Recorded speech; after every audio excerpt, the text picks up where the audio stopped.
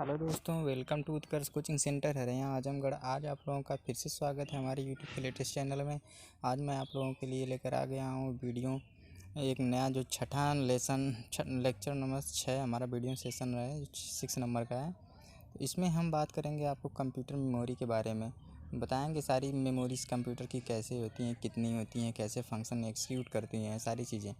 तो देखते हैं कंप्यूटर मेमोरी जो है मुख्यतः यहाँ पे दिया गया है, वह 2 प्रकार की होती हैं।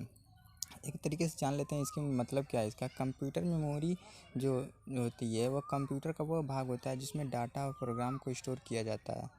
तो इस तरीके से अगर देखा जाए तो प्राइवेट मेमोरी 2 प्रकार की होती हैं, मुख्य मेमोरी और सहायक मेमोरी, जिसको मेन मेमोरी और ऑक्सिलरी मेमोरी भी कहते हैं। तो मेमोरी इस प्रकार 2 प्रकार की होती है, टाइप्स जो है मेन मेमोरी, ऑक्सिलरी मेमोरी। चलिए एक एक करके पढ़ते हैं। इसमें मेन मेमोरी क्या होती है और ऑक्सिलरी मेमोरी क्या होती है। जो सेकेंडरी मेमोरी को हम ऑक्सिलरी मेमोरी कहते हैं और प्राइमरी मेमोरी को मेन मेमोरी भी कहते हैं। तो आगे देख लेते हैं इसका। प्राइमरी मेमोरी में आपका जो मोबाइल में रैम जो आता है 2 GB 4 GB का रैम होता है वो आता है। चलिए यहाँ पे हम बात करेंगे आपको मेमोरी हायरार्की यानी मेमोरी पदानुक्रम के बारे में। देखिए वैसे तो मेमोरी जो है हमने बताया था आपको कि 2 प्रकार की होती है मुख्य रूप से, प्राइमरी और सेकेंडरी यानी मेन मेमोरी और ऑक्सिलरी मेमोरी। लेकिन यहाँ पे इसको मेमोरी को मूलतः 2 आधार पे विभाजित किया गया है, कैपेसिटी तथा एक्सेस टाइम। तो कैपेसिटी का मतलब होता है जो स्टोरेज क्षमता के आधार पे इसको बांटा गया है कई आधार पे, 4 प्रकार पे।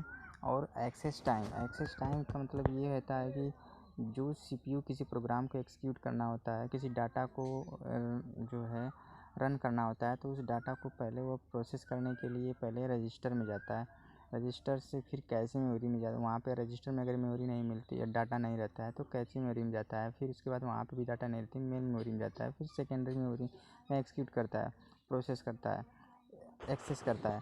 तो अगर ये सीपीयू को किसी प्रोग्राम के डाटा को एक्सेस करने में फिर वहाँ से फिर दोबारा वापस सीपीयू तक आने में जो टाइम लगता है उसको एक्सेस टाइम कहा जाता है। तो इस तरीके से मेमोरी पदानुक्रम दिखाया गया है आपको साइज़ और स्पीड कॉस्ट के आधार पे। तो साइज़ के हिसाब से अगर देखें तो सबसे छोटी साइज़ होती है वो रजिस्टर की जो साइज़ होती है सबसे छोटी होती है। फिर कैची मेमोरी उससे बड़ी होती है, मेन मेमोरी उससे बड़ी होती है, सेकेंडरी मेमोरी की साइज़ उससे बड़ी होती है। लेकिन अगर कॉस्ट के मामले में देखा जाए तो सबसे महंगी आती है आपकी रजिस्टर मेमोरी होती है, उसके बाद कैशे मेमोरी महंगी होती है, उसके बाद उस मेन मेमोरी की जो रेट होती है वो ज़्यादा होती है, उसके बाद सेकेंडरी नहीं, ये सब की कम होती है। नहीं, सबसे महंगी रजिस्टर होती है, फिर उससे कम कैशे मेमोरी की होती है, फिर उससे कम मेन मेमोरी की होती है, उससे कम रेट जो होता है सेकेंडरी मेमोरी होती है, यानी सबसे सस्ता सेकेंडरी मेमोरी होती है। चलिए बात कर लेते हैं एक एक करके मेमोरी की इकाइयाँ।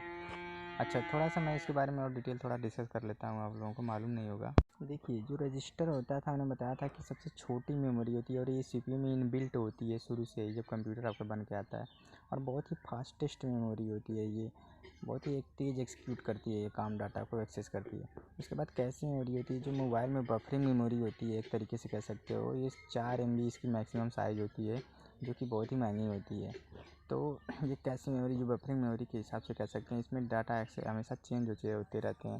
उसके बाद आता है मेन मेमोरी का मतलब मैंने बताया था पहले ही कि इसमें प्राइमरी मेमोरी को मेन मेमोरी कहते हैं। और ये जैसे कि रैम जो आपका डिपेंड करता है, मोबाइल में आप लोग चलाते होंगे तो मोबाइल में एक रैम होता है, एक रोम होता है। रैम जो होती है वही डिपेंड करता है कि मोबाइल कितनी फास्ट काम कर सकती है, वो उसके रैम पे डिपेंड करता है। तो अक्सर 4 GB 6 GB का रैम होता है मोबाइल आपका। जितनी ज़्यादा से ज़्यादा रैम रहेगी 4 GB के मुकाबले 6 GB रैम ज़्यादा फास्टेस्ट होती है।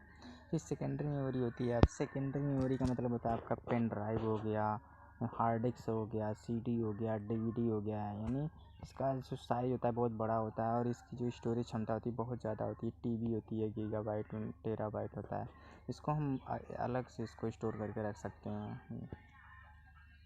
चलिए दोस्तों अब बात कर लेते हैं यूनिट्स ऑफ मेमोरी की इकाइयाँ के बारे में। देखो एक बिट्स जो होती है ना, और एक बिट होता है, इधर बाइनरी डिजिट है मैंने लिख रखा है। जो 4 बिट्स होती है वह 1 निबल के बराबर होती है और 8 बिट्स का 1 बाइट होता है। उसी प्रकार 1024 बाइट्स जो होती हैं 1 किलो बाइट के बराबर होती हैं। 1024 किलो बाइट 1 MB होती है। 1 1024 MB इक्वल टू 1 GB, यानी जिसको गीगाबाइट भी कहते हैं, और इसको 1 बिलियन भी कहा जाता है कहीं कहीं। तो 1 MB यानी 1 मेगाबाइट को 1 मिलियन बाइट कहा जाता है। 1 GB यानी 1 गीगाबाइट को 1 बिलियन कहा जाता है। तो इसमें समझ लीजिए 1 GB का मतलब होता है 10⁻9। इसमें 10 में कुल 1 के आगे 9 शून्य होते हैं।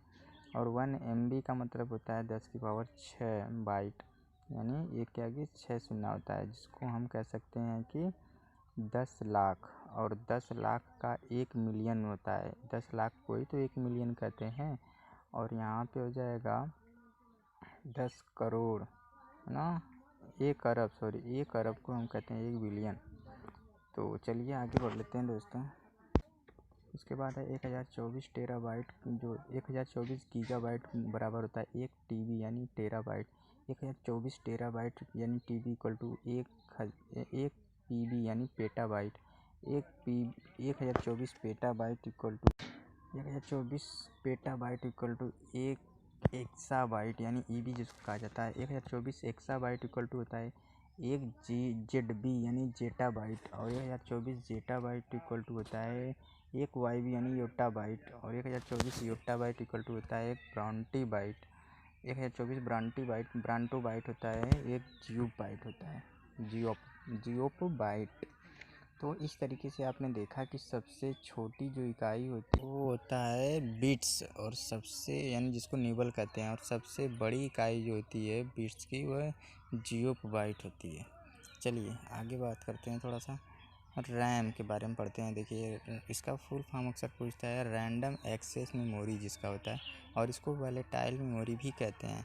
तो रैम दो प्रकार की होती है, डायनेमिक रैम जिसको कहा जाता है, और दूसरा है स्टैटिक रैम जिसको एस रैम कहा जाता है। डायनेमिक को डी रैम और स्टैटिक रैम को एस रैम।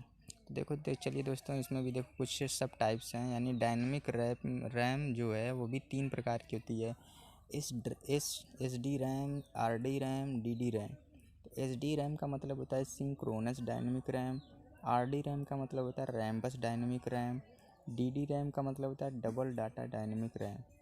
इसी प्रकार स्टैटिक रैम जो एस रैम भी होता है वो भी 4 प्रकार का होता है, non volatile S RAM, special S RAM, and synchronous S RAM और सिंक्रोनस एस रैम।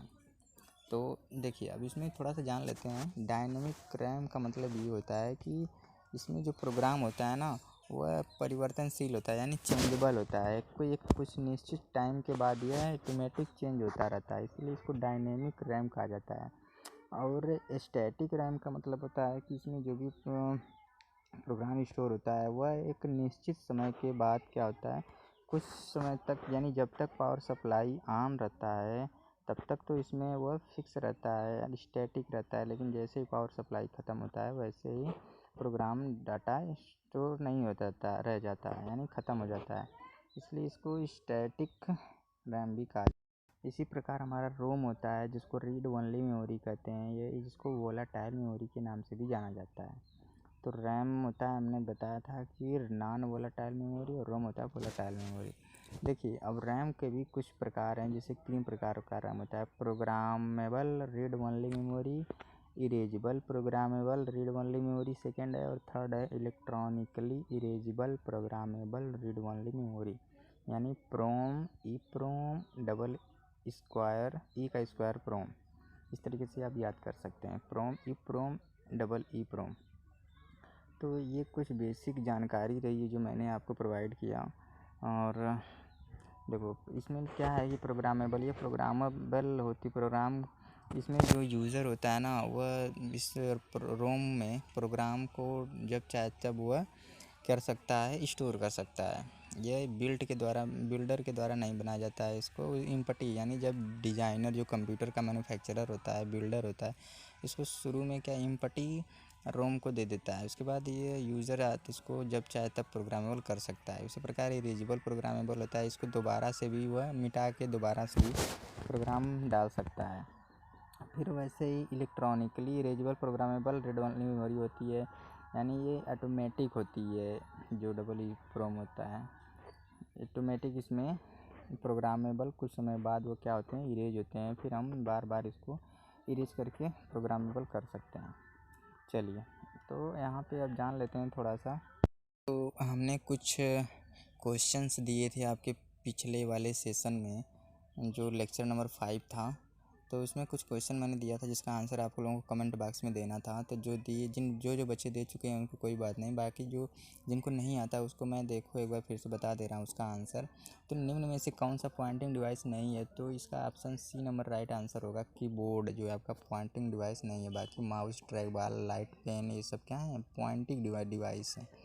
उसके बाद लाइन के प्रारंभ में जाने के लिए किसका उपयोग करेंगे? तो मैंने बताया था कुछ बेसिक की के बारे में डिस्कस किया था, होम, ESC, इंड, पेजअप। तो इसमें जो ऑप्शन ए है वो सही है। अगर कोई लाइन आप लिख लो MS एक्सेल, MS वर्ड में, डॉक्यूमेंट में आप लिख लो, तो उसमें प्रारंभ में आपको जाना है तो होम बटन दबा देंगे तो तुरंत आप चले जाएंगे लाइन के प्रारंभ में।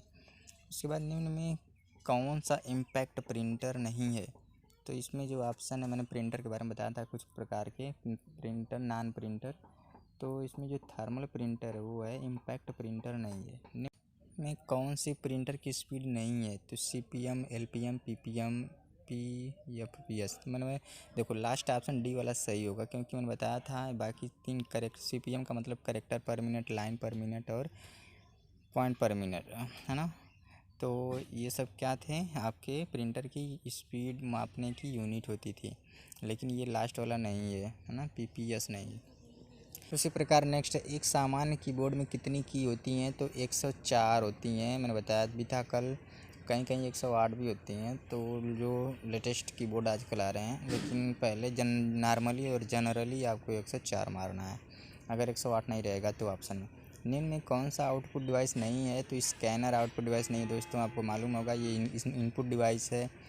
प्रिंटर, स्पीकर, प्लाटर, ये सब आउटपुट डिवाइस है। निम्न में से किस प्रिंटर में हाई क्वालिटी प्रिंटिंग मिलती है? तो आपका अभी ऑप्शन सही होगा, नॉन इम्पैक्ट प्रिंटर। तो दोस्तों आज हमारा ये सेशन यहीं पर ख़त्म होता है। आशा और उम्मीद करता हूँ कि आप लोग ये वीडियो को बहुत पसंद किए होंगे और कर रहे होंगे। तो ऐसे ही हमारे वीडियो को पाना हो लेटेस्ट अपडेट के लिए, आप जो है हमारे बटन, लाल बटन को जरूर दबा दीजिए, बेल घंटी को, बेल आइकान को दबाना ना भूलिए, और हमारे चैनल को सब्सक्राइब करना भी ना मत भूलिए।